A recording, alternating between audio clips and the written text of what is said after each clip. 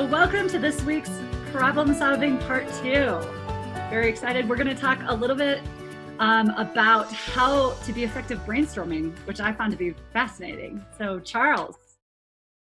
Yeah, so this week, part 2, I'll just quickly summarize what we did last week, but just to say also that we're just discussing and we think that actually there'll be a part 3 after this. And if you're all up for it, we'll happily sort of release all the microphones and maybe we can have a chat afterwards. What we've done so far, the story so far is we looked at the objectives of, and it's basically to understand and appreciate the innovation process. You've got to identify your thinking habits, which is part of what we went through. Follow a process, a set process. Now, it's not a rigid process at all, but it is a process which then gives you some stability. As with all things, you know, constraints actually enable creativity, I think. And it's to generate innovative ideas, how you do that and how you come to that. One of the things that we looked at was sort of how you, one of the things we want to achieve is to get away from stale thinking habits. Habits, we need them, as you know. You can't do without habits because that is your short form thinking. But we do need to be aware of them, particularly when we're trying to ideate, which is what we're going to talk about mostly today. We looked at metacognition, which is thinking about thinking. And we sort of said that, you know, we do most things. We look at how we look, how we dress, what we eat, but we don't really sort of often deal with our thinking. So thinking about thinking is a very important part of actually sort of approaching creativity and ideation and then innovation in order to be able to overcome and be aware of some of our thinking problems or difficulties or errors, let's say. Difference between creativity and innovation, just in a very brief nutshell. Creativity is the generation of ideas and the ability to associate things and to, as David Eagleman, that I'll talk about later, mentions, about blending it, breaking it, and bending it. Then we talked about the context of problem solving. Then we went on to look at common thinking errors being selective, reactive, and assumptive thinking. Assumptions are basically a sort of a way of talking about the habits that you have. And now we're here today. We're going to look at the sort of the middle part of the 5 components, because we looked last time at understanding. That is getting hold of the problem and defining the problem. Now, once you have a defined problem, you need to find methods for generating ideas. So you've got understanding, ideation, reasoning, analysis, and then finally direction. So what we're going to do in this middle section is to look at ideation and reasoning on that context.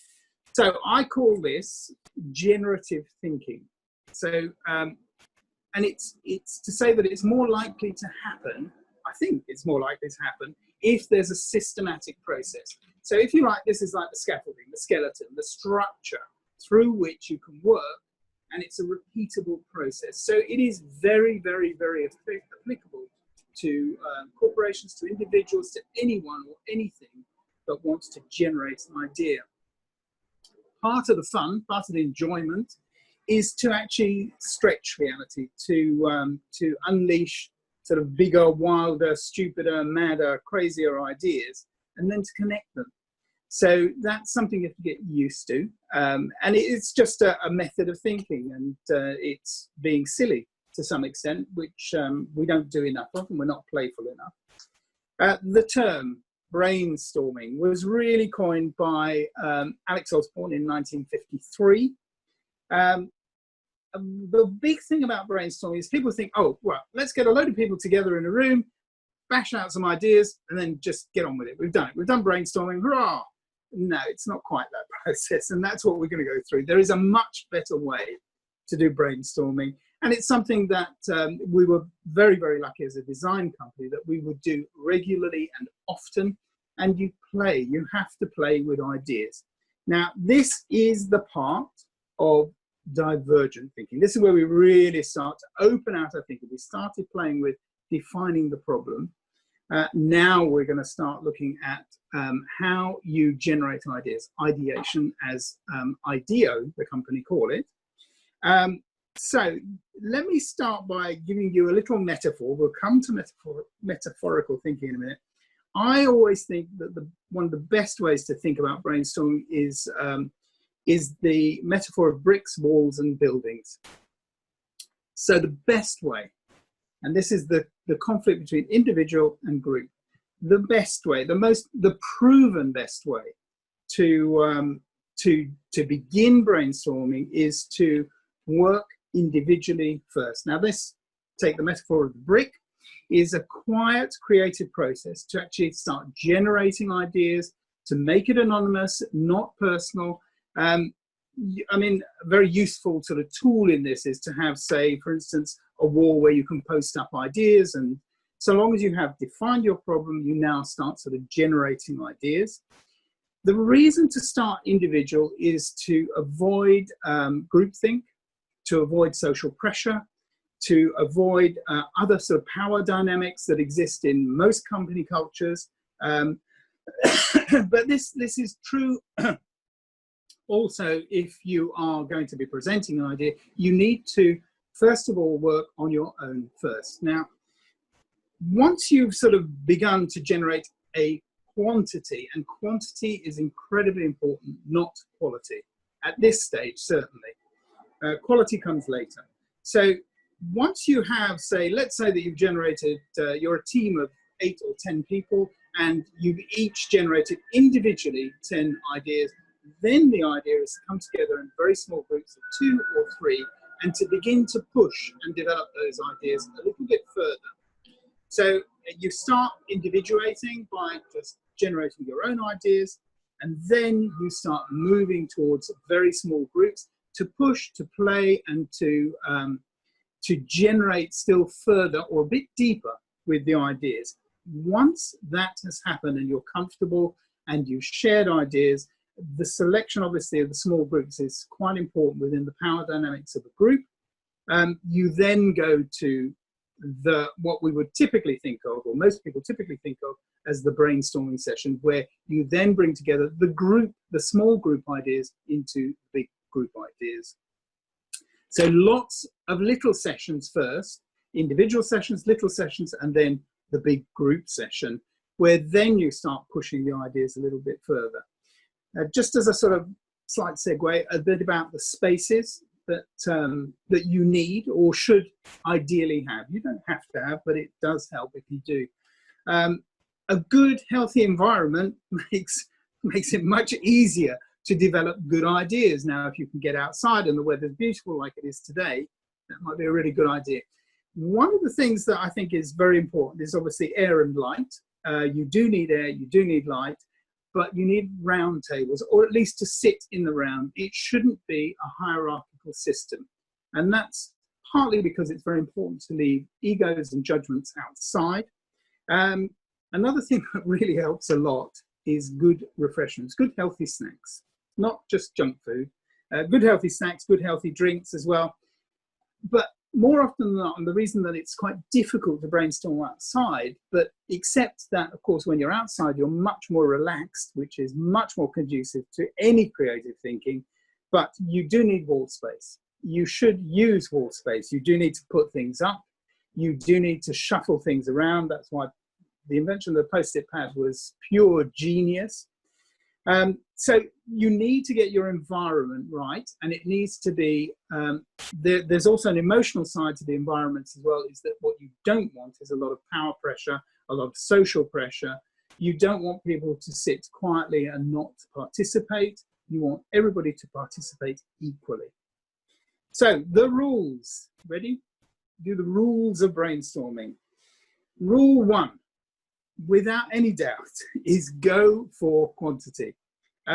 There was a very famous experiment done in, I think it was 1964, something like that, at St. Martin's School of Art, where they split the new students into 2 groups. And what they did was they said to one group, just create in the next, I think it's a week or 2 weeks, as much as you possibly can. To the other group, they said, just produce one really fantastic special piece. It was a sculpture class. And in fact, I think it might even have been run by Henry Moore, but I'm not quite sure. Anyway, so the groups went away, they did their work, they came back, and what the tutors saw sort of wasn't quite what they expected to see. They saw that those who had produced quantity, vast quantity sometimes, had produced far more quality as well. Whereas those that were producing quality had so fixated on the necessity to do the perfect piece that it had stymied their creativity. So the lesson is go for quantity, lots of ideas, not just a few, not just a couple, not just one or two, because there is also the danger of generating ideas and then think, oh, that's it, we've got it, right, we've got the solution, we don't need to go any further. You do. You must have quantity, and then you need depth as well as breadth. The other rule number 2 is, of the other of many, is you must welcome wild and unusual ideas. Now, there's really no, I can't imagine that there's such a thing as a bad idea until you start implementing it. You know, bad idea might be pesticides or something like that. So what you want to do is you want to, at this stage where you're just generating ideas, is to be as wild, as unusual, as stupid, as irrational as you possibly can, because everything is possible at this stage. So why wouldn't you? Why wouldn't you just generate lots of wild ideas?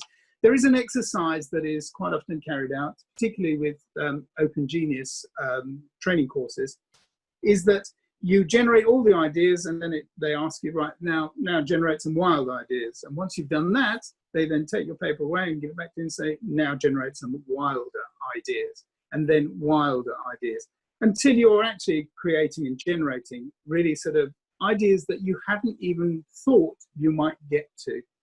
Because the idea is that even bad ideas sometimes generate something, a spark or something. And this is another one of the techniques that we'll come to later, which is reversing things, is that the reverse of an idea, or a bad idea, if there is such a thing, can generate the possibility of a very good idea, or it can tell you what you don't want, which is equally important. Another sort of golden rule is postponing judgment. Do not enter into any sort of brainstorming sessions with an idea that you are there with the right idea, that nobody else has got it right, and you know what the solution is. You have to suspend judgment. You shouldn't be analyzing, and if people do, which people often do in these sort of situations, what happens is that people just don't take risks. That's what happens, is that they then sort of are afraid of exposing themselves, of being judged, and therefore they suppress risk, which then means that they're not sort of opening out as much as they could, which then has an effect on the quality of the ideas. So all ideas are good ideas, including bad ideas, because they might be useful, and it doesn't matter. At this stage, it certainly doesn't matter. Then once you this is sort of the sort of thing that you would do individually and maybe in very small groups, but when you start sort of building back into larger groups, this thing of, bricks, and now we're onto walls, the idea is to then start combining and then to push a little bit further, to build a little bit more. So you take the seeds of an idea and then improve them, modify them, build them. The big example of this is, of course, 3Ms, which is this guy, Arthur Fry, who was developing an adhesive for 3M, and the adhesive that he developed wasn't really strong enough. It really didn't do what his bosses said they wanted it to do, but he didn't actually give up, and he pushed a little bit further, and he kept thinking, how can I use this? How can I use this? He stuck with it, he built on it, he changed it, he modified it. And what he found was that he did have a problem that he couldn't solve. He kept putting markers in his, I don't know if it's his prayer book or his Bible, when he went to church, and they kept falling out. And so he kept losing them. So what he realized was that this low-tack adhesive was actually perfect for putting in markers in his Bible or prayer book, And then sort of course, the rest, as they say, is history. And the post-it pad was adopted finally, but it took him years. I think it's something like 10 years in order to persuade his bosses. And there's lots of examples of this, loads and loads and loads. So the thing is that you do need some perseverance as well, and you do need to push, and you do need to push for depth as well. A key element as well, another rule, is it should be fun and it should be playful. It needs to be playful. It needs to be almost like a game. You need to be able to literally throw ideas around and throw things around and manipulate and play and see what happens if, I mean, when kids play, generally, most of their play is, well, from what I've seen anyway, is about making up the rules and then trying to get everybody to stick to the rules and then changing the rules so that nobody can follow the rules. But that's the sort of playfulness that you need. You need to play with ideas.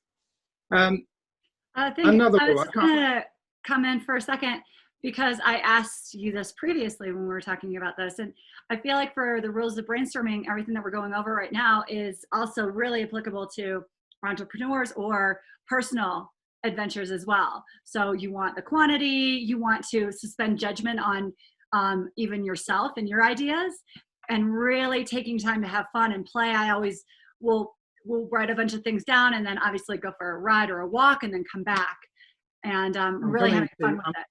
I'm just coming to incubate. Oh yeah, go ahead. Rule number six. So one of the more than proven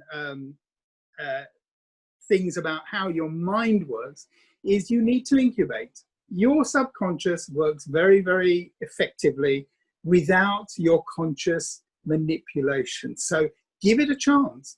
If you've got time, give it have a good night's rest, come back in the morning refreshed.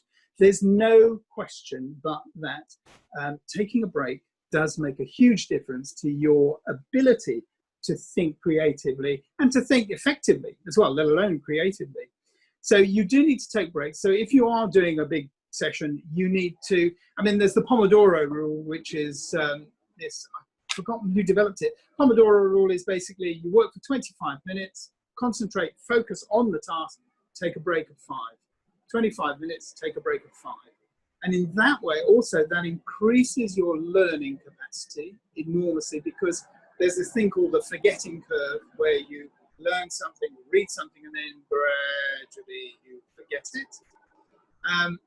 And as a result, you need to take short breaks so that you come back up to focus and concentration and then back down again. Your subconscious works in the background. I think anyone who's been involved in any part of any life has realized that sometimes you get your best ideas when you relax. When you go for a walk, when you have a shower, when you wake up in the morning, that's when you're relaxed, when your mind has had a chance to think things through. There's a lot of famous examples of this happening, particularly with the carbon cycle, and many, many other scientific theories where somebody gets an epiphany. They suddenly have a light bulb moment, so-called light bulb moment. Most of those happen when that person has been thinking about it, sometimes for years, and then suddenly, in a relaxed state of mind, that comes back up. So incubation of ideas is incredibly important and very good and very healthy for you to do. I suppose rule number 7 is don't stop just because you think you've got a practical solution. I can't think of a client who hasn't been impatient with a designer who wants to push the design a little bit further. And he said, well, what's the problem? You've got the solution there. Stop. That's it. We don't need another solution. And I must say, I personally do suffer from this a lot, because I had a client once who said we designed one house for her, and then they didn't have the money, and then we came back and we designed a completely different house, totally different. And the client said to me, well, you said to us that the last one you did was the best thing ever. Then how can this be the best thing ever? So of course the retort is we don't have just one thing in our minds, that it isn't just you reach an end solution. I constantly want to tinker with it, play with it. I'm never sure if I've reached the end. Same problem with drawing as well, is I'm never quite sure if I reach the end. One of the other sort of keys, I wouldn't say it's a rule, but a necessity, is building the right team as well for brainstorming. And this can make a huge difference in how you actually generate ideas, and the quality of the ideas and the quantity of ideas as well. So you have to think diversity. Above all things, you need different types of thinkers, and you need them to be active and engaged and involved in the process. Very important to have different cognitive diversity as well. It's not just ethnic diversity or anything like that. One of the really good things, and I'm going to share my screen just for a second, is Edward de Bono. We spoke about it briefly last time. The inventor of lateral thinking, or the developer of lateral thinking, who has this system which he calls the 6 hats. And this basically is a wonderful sort of menu for a balanced team. And the types of qualities and skills that you need process, you need facts, obviously. You need feelings as well. Don't underestimate emotion in this whole process. Creativity as well. Benefits as well, the positives, the plus points. And then the black hat, you need somebody who plays devil's advocate. Now, it can be that one person plays many roles. It can be that different people play different roles at different times. And this goes back to the 10 personas that we talked about from IDEO, which is the 10 personas basically that you will need to have to see a project all the way through. And that's related to design thinking. There's some very simple physical tools that you need as well. And this is not an exhaustive list. You can add to it, subtract to it, whatever. You must have charts. You must have paper at least. That could be flip charts. That means paper. For us in a design studio, that's usually something we call butcher paper, which is sketch paper, which is very, very thin, is unprecious, that we can quickly scribble over and then tear it off and tear on, put another one on top. You can nearly see through. So we use it to just build and build and build and build until we find something that we're happy with playing. You need a wall normally so that you can post things up. It's a very good way. We also used to have a technique which we used to call a brain wall, which is where you everyone has their own individual ideas, and when a project came in, we would post up ideas, particularly sort of underlying story ideas, on the wall. And it didn't matter who did it or when, but we'd have sort of a period of 3 or 4 or 5 days when people could post up anything they wanted, any drawing they wanted, any words, any sketches or anything. So post-its, of course, are absolutely brilliant in this. You've got to have pens, you've got to have scissors, you've got to have tape. The reason that I say scissors and tape and things like that is in certain different types of meetings, it's incredibly important to prototype, to muck around, to build it out of paper. Many centuries ago, I worked for the National Theatre in the props department, and we had to develop, gosh, there were a few things we had to develop. One was a chair that could collapse when the actor came behind it, and we told the director, no, it's impossible, that's the opposite. And so we sat down and tried to work out. But what we did was we built a mock-up, let's call it, not a prototype, a mock-up. The other one we played around with was doing a 3-way round into round joint that couldn't be seen. So you, from solid timber or whatever, you would make a joint that went into a joint into a joint. So we just got some polystyrene, just carved and mucked around until we found this perfect formula, which was, it turned out to be a very beautiful shape on each piece of timber. So the solution was very elegant as well. But you need to prototype, you need to play around, and sometimes, you know, if it's a Mobius strip that is continuous or whatever it is, and rough models are important.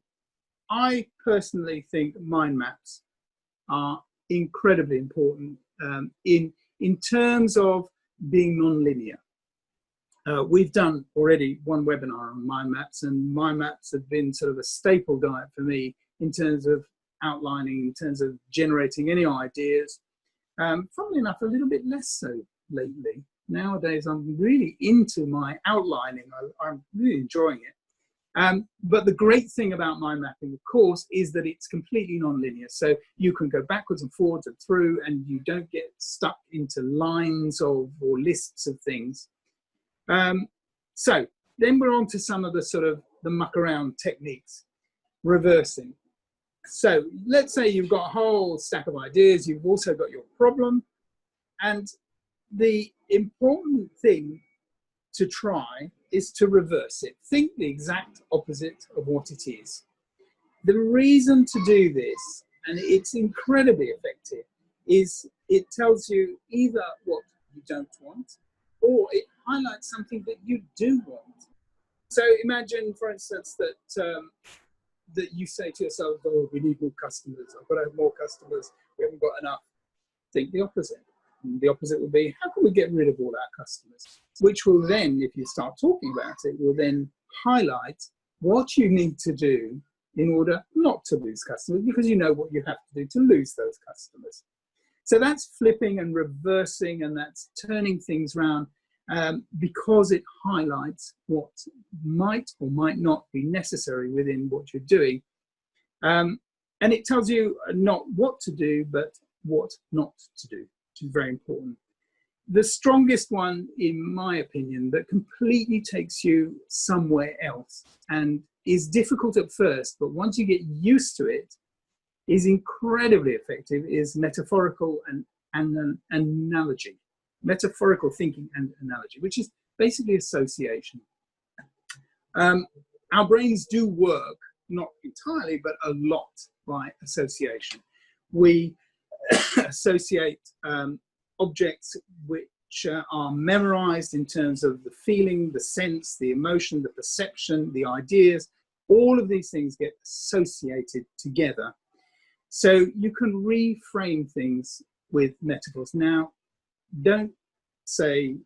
please don't say anybody that you don't know how to use metaphor. You do it all the time, either in cliches or when you're talking, you say time is money, metaphor.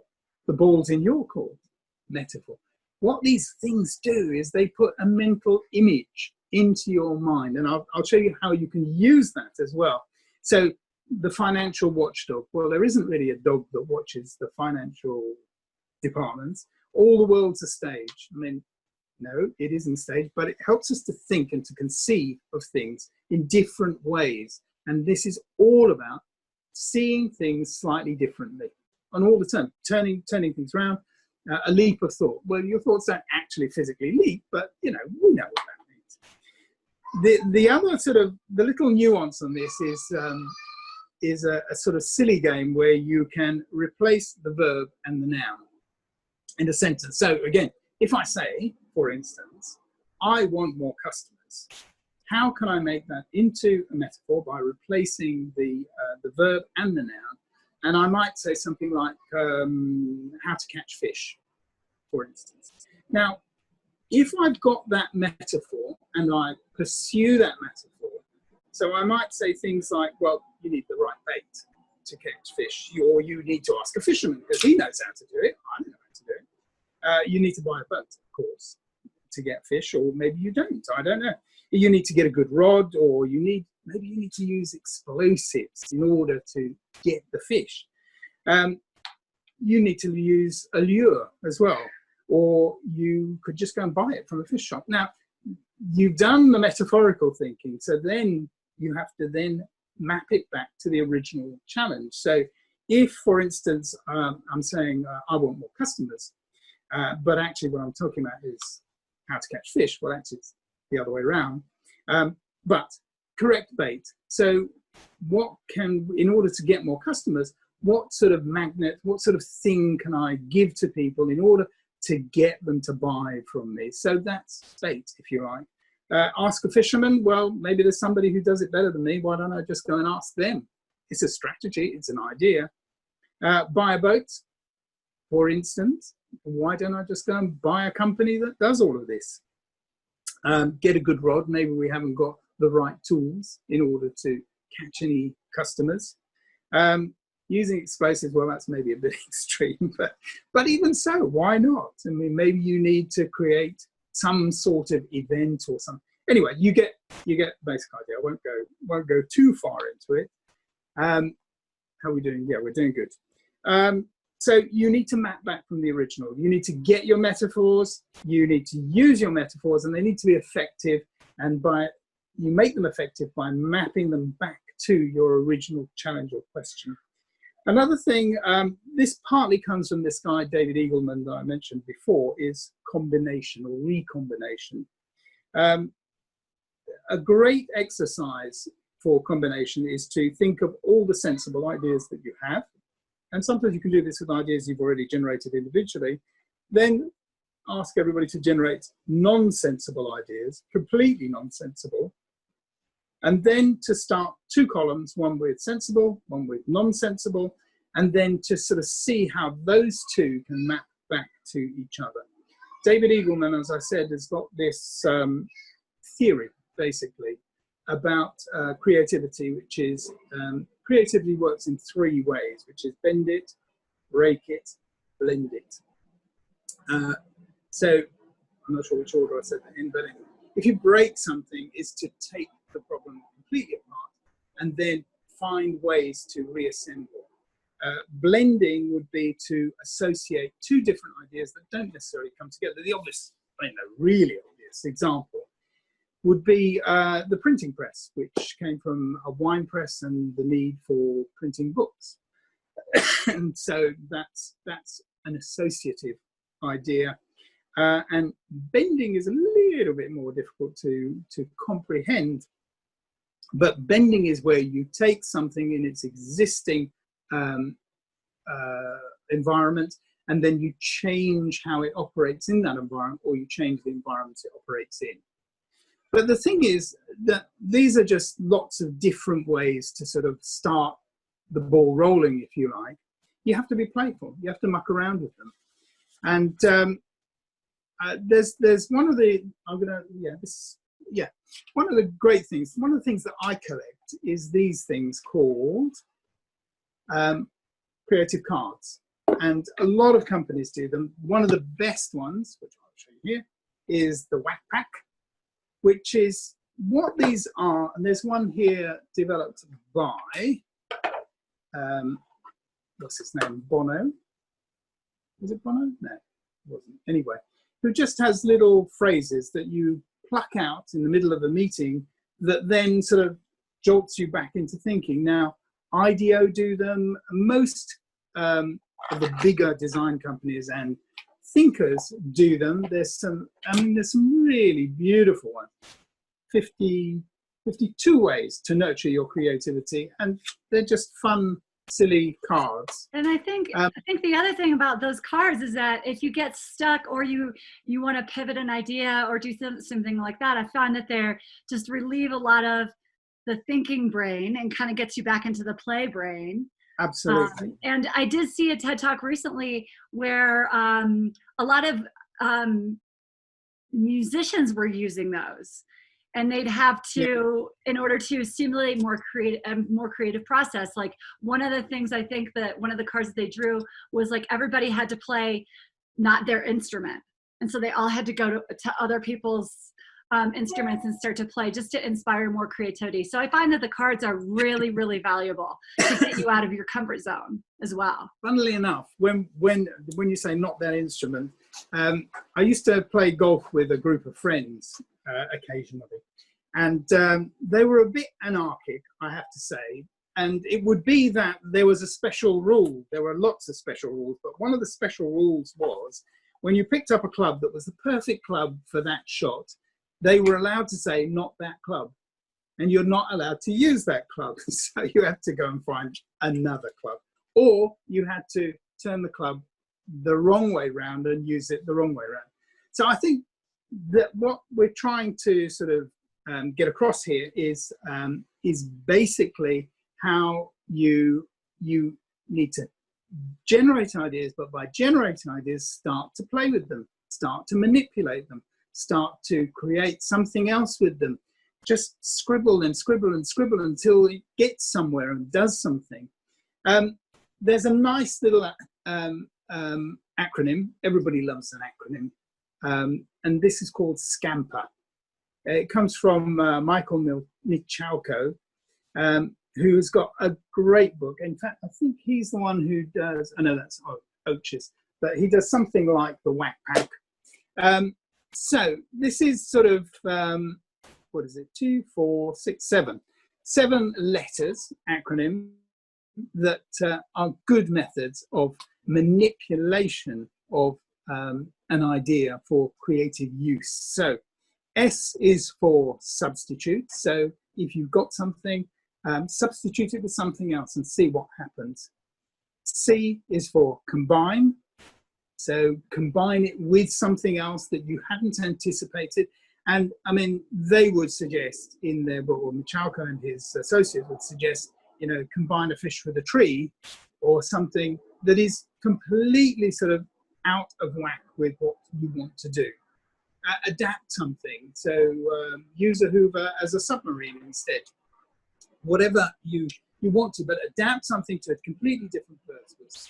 Modify something. Take something that you have and see how it can be modified for the situation you solve, or the challenge you have, and put to another use. Take something and put it to something completely and utterly wrong and different, and see how it works. See how it gets.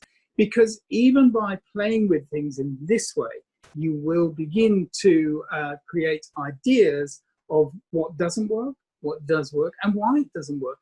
One of the things, just this is a little aside, but there's always, that not enough people talk about it, probably are some academics who talk about it, is everything that we have man-made in the world is made to the human proportion of what we can do. Even some of the huge sort of ground diggers are just extensions of how we sort of work. Now, that's that sort of, I mean, there's that amazing sort of mine digging thing that has got the rotary buckets that just keep scooping the earth away. Terrible, terrible, terrible things. But that gets developed because somebody says, well, you know when you get a little bucket and you just scrape at the side of a sort of a mound of sand or something, why don't we just increase it and increase it and increase it until it becomes a ginormous proportion? But obviously then it gets rationalized. Eliminate. What can you take out? And I think that's a really, really, really important thing. We often, particularly designers, often put in more than we need. And as Saint-Exupéry said, that perfection is when you can take nothing more away. So you need then to sift things down. And reversing, so that's SCAMPER, scamper, which is a great way to do it. Now, a few other sort of sort of clever ideas. So there is something called the grid by Michalko as well, where you note things out in a grid form on 2 different axes. You decide what your axes are and you start setting it out. And what you'll find is that the top right-hand corner is the very, very difficult one to actually fill, because that is the extremes of both of your axes. The idea box is very similar, and it's different ways to represent an idea. So you imagine that, and this is very similar to metaphorical thinking, is that you have your ideas or idea, and then you have to think of different ways to represent that idea. And as many different ways as you can think will shed some light on the challenge or problem of the object that you're trying to develop. Then David Eagleman, as I said, bend it, break it, blend it. One that I love, which I didn't quite get around to doing, please excuse me, but I didn't get around to doing the diagram, which I should have done. I really should have done. Is something called the lotus blossom, which I think is a beautiful way of playing with ideas. The idea is you have a central function that you put on paper or whatever, and then you have maybe 8 petals that come out from that center, like a lotus flower, although I think lotus flower doesn't have 8, but nevertheless, let's say 8. On each of those, you run an associated idea or solution, and then you break those out into further sort of lotuses. So each one of those 8 ideas now becomes the center idea for a new idea, and then you do another 8 around that. And the idea is that you're then sort of starting to look at the problem from about, I don't know what 8 times 8 times 8 is, 64. Anyway, at least 64 different ways to look at your problem. That was quite good maths, actually. I was impressed with myself there. It's not easy. Anyway, it's similar to mind mapping, but it's breaking down the idea into component parts and then regenerating those ideas to see where it goes. It is a very, very pretty, I mean, it's a very pretty diagram. Of course, metaphorical thinking and the creative cards. So basically, that is, look at that, bang on time, bang on. I'm just going to sort of give you 1, 2 little bits for next week, or yeah, next week. One is, do not ever underestimate the power of emotion in creativity. And not just creativity, the power of emotion in all decision making. I mean, absolutely all decision making. One of my great heroes is the neuroscientist Antonio Damasio, who's also a philosopher. He's spent years studying people who've had accidents, disorders, mostly, obviously, all connected with the brain or the brain stem. And he's looked particularly at people who have lost emotion, or and the effect that that has had on their ability to make decisions. So what basically anyone who's had that sort of cognitive impairment, where they have lost the ability due to injury or disease, the ability to emote on anything or to empathize with anything, then has the concomitant inability to decide on anything. And there's a beautiful example in one of his books, which is of a woman who, due to a physical injury, lost the ability to emote on anything. She had no feeling for any. Her husband she recognized, but she said she felt absolutely nothing for him. It didn't mean anything, and no emotional connection. Which is very interesting if you think about how emotional connections work with memory as well. Very, very important. But she would spend sometimes up to 2 hours standing in front of the fridge trying to decide what she could or would or might like to eat. So very sad in some respects. There's a little quote which I'll just read to you about emotion, because I think, do not underestimate the power of emotion. Don't, because it's how we decide things. So when emotion is entirely left out of the reasoning picture, as happens in certain neurological conditions, reason turns out to be even more flawed than when emotions play bad tricks on our decisions. And then from Binet, who is one of the developers of the IQ test, the original IQ test, he said, emotional advertising is twice as effective as rational-based advertising and delivers twice the profit. And I mean, we all know that. Adverts that tweak our emotions, and films that tweak our, this is all to do with story and everything else. But emotions are a key part of the creative process, certainly a key part of any decision-making process. So that's where I'm going to stop for this week. What we think we'd like to do, there's a third part to all of this, which is analysis, direction, and a little bit of leadership. You need to know what to do. So you've got, 10,000 ideas because you really took to heart what I said about generating lots of ideas. And you've got a big pile of Post-it pads on the table and on the walls, and you don't know what to do with them. You need to find a process to analyze, to sort, to sift, to put into direction, to get a plan, and then to actually implement. And then, and only then, it becomes innovation. So that's, I think, what we're going to do next week. Is that right, Christina? Yeah, that sounds great. I think, so we've got the whole process. We found the problem, brainstormed, and then we'll start to figure out how to bring it into action. So if you do want to think about also something, you know, think about something, maybe brainstorm something this week. And so we can talk about next week how you can bring that into action. So, I would, if I can say, yeah, don't brainstorm, just muck around with stuff. just muck. Don't brainstorm. Well, the minute you give it this label, brainstorm, you think, oh, you know, I've got to get into a room and I've got to sit down with a load of people and I've got to come up with ideas. Don't, just play with ideas. You know, I love that. even simple things like, you know, how you dig your garden or walk to work, just upset yourself a little bit. I like that. And you know, with my newsletter that I sent out this week, I'm all about play. Yeah. So I do think that is the way to creation these days for sure. And I love that you were talking about that. And maybe we can say that turning brainstorming into play. So it is a positive way to think about things. Yeah, I think so. Brainstorming is applicable to everything, as is any creative pursuit, as is all emotion, as is just being alive. I don't know if anybody's got any questions on brainstorming at all. Happy if you want to unmute everybody. Or you can even just go in the chat. The other thing that I was going to say is I think the mind mapping is a great supplement to what we just talked about.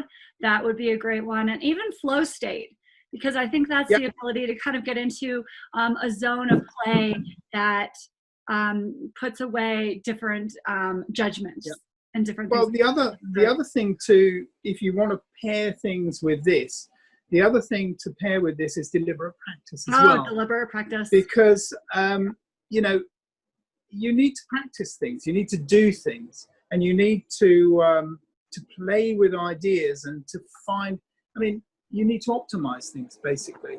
And you only optimize by trying different things and then finding what works and gradually honing it down. As with split testing, I mean, if you're marketing anything, you probably want to split test it, a red button or a green button, and then once you've got that, you think, well, now let me try the words. But if you don't isolate certain factors, you can never know what happens. So I would have thought that that's very useful to put alongside this flow states definitely as well. Yeah. So yeah. All right. Well, it sounds good. Good. Great to see you all.